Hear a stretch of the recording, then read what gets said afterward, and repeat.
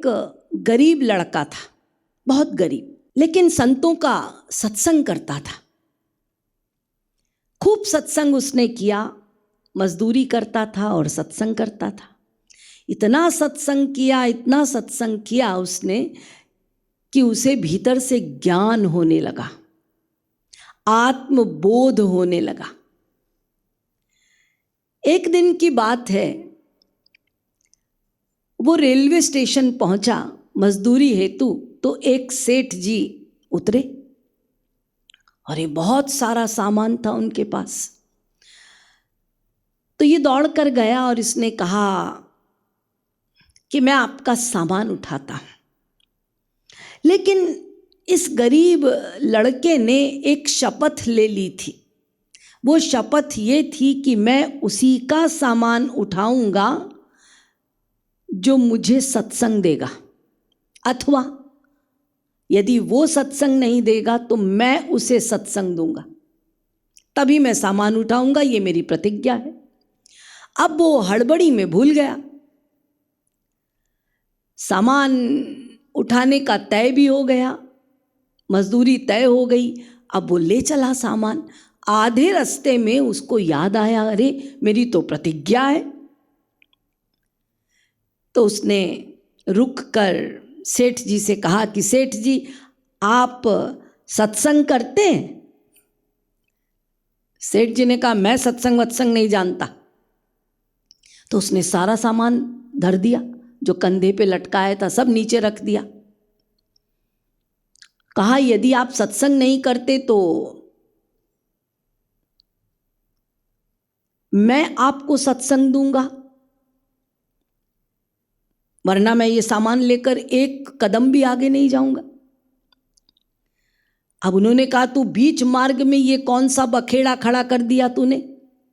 अब मैं ना इधर का रहा ना उधर का रहा, यहाँ कोई मजदूर भी नहीं है, तो ठीक है, तू सत्संग सुना, मैं सुनता रहूंगा। ऐसा कहकर आगे बढ़े। अब जब घर पहुंचे तो लड़के ने सारा सामान घर के सामने रख दिया और सेठ जी से कहा कि क्यों सेठ जी, आपने मेरा सत्संग सुना? सेठ जी ने कहा, अरे बेटा, मुझे तो अपने सामान से मतलब था, मेरा सामान तो पहुंच गया, मैंने कोई तेरा सत्संग वत्संग नहीं सुना। उस लड़के ने कहा, ये तो गड़बड़ हो गई। अच्छा, कान में पड़ रहा था? हाँ, मैं भीतर कुछ नहीं ले रहा था, तू कह रहा था, बस मेरे कान में पड़ रहा था। लड़का वहीं समाधि में बैठ गया और उसके पश्चात उसने समाधि से बाहर आकर कहा, सेठ जी, कल रात्रि के 7 बजे आपकी मृत्यु हो जाएगी। यदि ना हुई तो मेरी गर्दन काट देना। अब वो इतने भरोसे में बोल रहा था और इतना तेज था उसके मुख पे कि सेठ जी को भरोसा हो गया। सेठ जी ने कहा, भाई मैं क्या करूं, कल मेरी मौत हो जाएगी।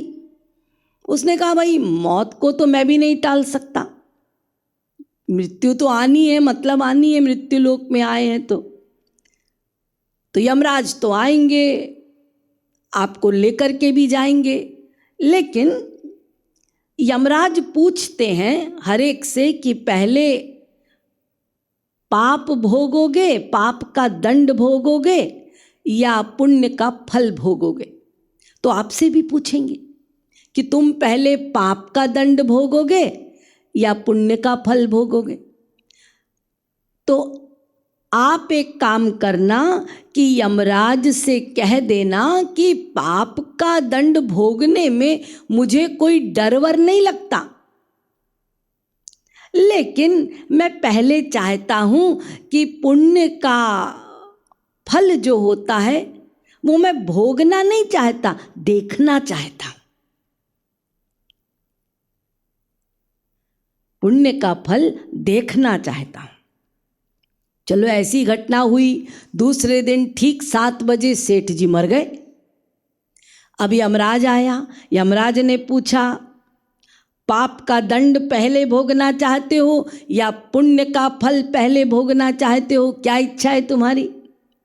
उसने कहा मुझे डर वर नहीं लगता पाप का दंड भोगने में, लेकिन मैं पुण्य का फल देखना चाहता हूं। यमराज ने कहा देखना चाहता हूं, आज तक तो ऐसा कोई प्राणी नहीं आया, सब भोगने आते हैं, देखने तो कोई नहीं आता।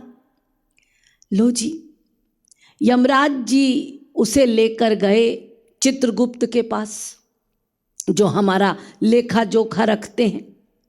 तो जो सारा लेखा जोखा रखते हैं उनके पास जाकर सारा डिटेल इसके बारे में पूछा।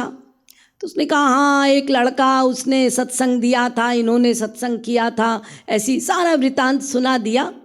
और चित्रगुप्त ने कहा कि मेरे पास भी ऐसा कोई उपाय नहीं है कि मैं पुण्य दिखा सकूं। तो ये दोनों लेकर गए इंद्र के पास। आप स्वर्ग के राजा हैं, आप बताइए, ये पुण्य का फल देखना चाहते हैं। इंद्र ने कहा मैं पुण्य का आंकलन करना नहीं जानता, मैं फल दिखाऊंगा क्या। तो क्या करें, तीनों मिलकर गए उस सेठ जी को लेकर ब्रह्मा जी के पास। हो ब्रह्मा जी ने आओ भगत की, आइए आइए भाई, हमारे यहाँ बड़े बड़े लोग आए हैं और एक ये कौन स्पेशल आए हैं, भाई बिराजिए। सबको सिंहासन दिया। ब्रह्मा जी ने सेठ जी को सिंहासन दिया, इंद्र को सिंहासन दिया, चित्रगुप्त को सिंहासन दिया, यमराज को सिंहासन दिया और कहा बोलो आने का कारण क्या है। अब वहाँ भी वृतांत सुना दिया कि ये सेठ जी कहते हैं कि हम पुण्य का फल देखना चाहते हैं। ब्रह्मा जी ने कहा मेरे पास तो आज तक ऐसा कोई जीव नहीं आया जिसने पुण्य का फल देखने की आकांक्षा की हो। तो ब्रह्मा जी ने कहा चलो नारायण के पास चलते हैं। सेठ जी ने कहा भैया तुम लोगों के चक्कर में मेरे पैर तो थक गए, अब एक काम करो पालकी लाओ, मैं पालकी में बैठ के जाऊंगा। अब जीवात्मा है, ले जाना पड़ेगा। तो एक ओर ब्रह्मा जी, दूसरी ओर चित्रगुप्त, तीसरी ओर यमराज, चौथे तरफ इंद्र, ये चार बड़ी बड़ी हस्तियां उस सेठ जी को पालकी में बिठाकर नारायण के पास पहुंचे। और नारायण ने दूर से देखा और हंसने लगे, जैसे आप हंस रहे हैं। समझ गए आप भी। तो नारायण ने कहा भाई उस सेठ जी को देखकर क्या बात है, क्या बात है। सेठ जी ने कहा मेरी तो एक ही आकांक्षा है कि मैं पुण्य का फल देखना चाहता हूं।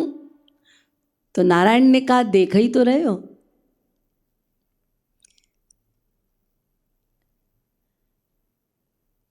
यमराज जिसके सामने काल रुक नहीं सकता, चित्रगुप्त जो सबका लेखा जोखा करता है, रखता है, ब्रह्मा जो सृष्टि करता है, इंद्र जो स्वर्ग का सम्राट है, ये चारों लोग मिलकर बड़ी बड़ी हस्तियां तुम्हें अपने कंधे पर पालकी पे बिठाकर नारायण के धाम ले आए। तुम्हें नारायण मिल गए और क्या चाहिए। देखो पुण्य देख रहे हो ना। तो ये कैसे हुआ, ये घंटे भर का सत्संग दिया था उस लड़के ने सेठ जी को।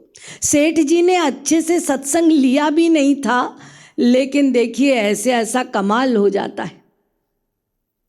तो सत्संग का इतना प्रभाव है कि आप सत्संग कीजिए, कुछ मत मांगिए, बस सत्संग कीजिए, अनायास